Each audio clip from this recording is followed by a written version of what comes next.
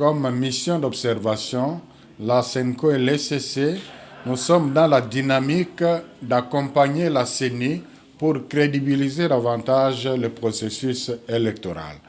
Et chaque fois que nous sommes préoccupés par quelque chose qui peut entamer la crédibilité, nous nous empressons à rencontrer les responsables de la CENI pour échanger avec eux.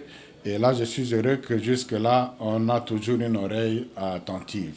Ce qui nous a amené aujourd'hui à rencontrer le président de la CENI, M. Denis Kadima, c'est le débat qui est en train de naître, un certain narratif qui est en train de naître par rapport à la nécessité de l'audit international, l'audit qui devait être mené par l'OIF, invité d'ailleurs par la CENI, mais on entend depuis un certain temps des réactions comme quoi ce n'est pas bon par rapport à la souveraineté du pays, par rapport à l'intégrité, et surtout que la directrice de l'OIF, c'est une Rwandaise.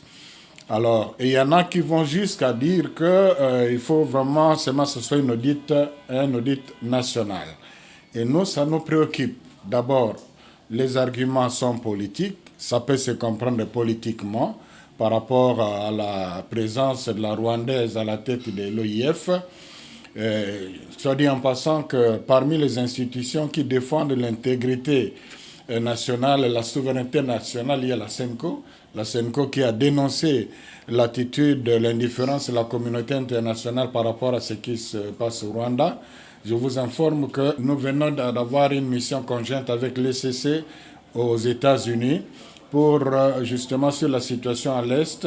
C'est pour dire que nous tenons à l'intégrité, mais qu'on n'amène pas ça dans les questions techniques comme les questions électorales. Alors notre peur était que la CENI puisse être influencée par un certain discours pour être fermée à l'audit qui aurait une dimension internationale.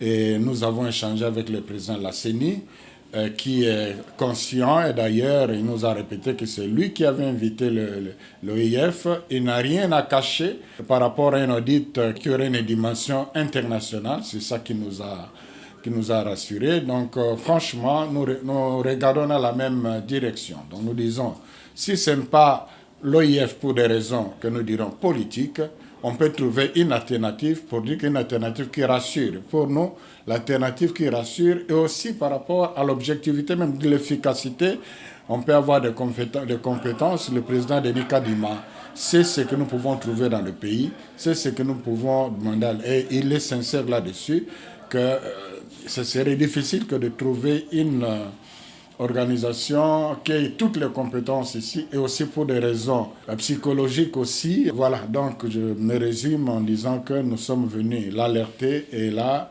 nous avons rencontré une oreille attentive et nous avons bien conclu. Évidemment, nous avons discuté avec lui, il y a son bureau, il y a l'assemblée plénière, mais le plus important pour nous, et là, il faut vraiment l'encourager dans cela, c'est qu'on évolue en ayant comme préoccupation de diminuer la méfiance, de réduire la méfiance qui est née depuis un certain temps autour de la CENI.